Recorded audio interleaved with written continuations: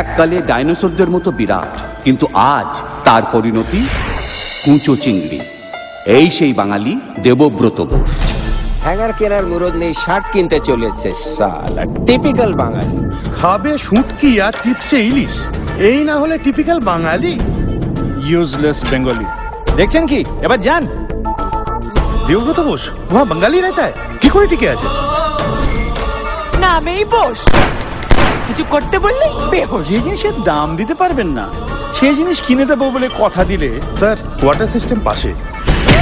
College খুলবো আমরা, আর তাতে অ্যাডমিশন নেবে গুজরাটি, পাঞ্জাবি, সিন্ধি, মারওয়াড়ি। বাবা চারুলতা বোস খুবই ডাউন মার্কেট।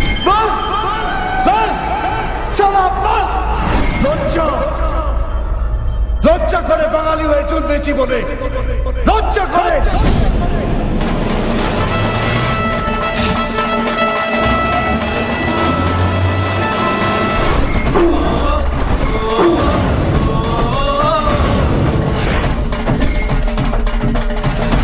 ব্রিটিশ সাম্রাজ্যের ভিত নড়ে গিয়েছিল যখন বলেছিলাম দিল্লি চলো, চলো দিল্লি। সেই শুনে আরো হিংস্র হলো ইংরেজ শাসন।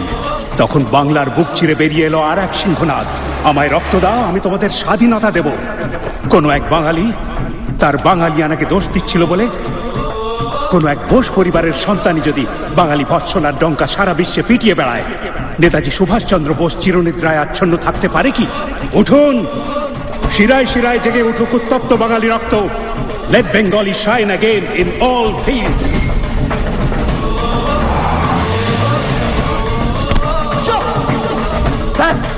Hey!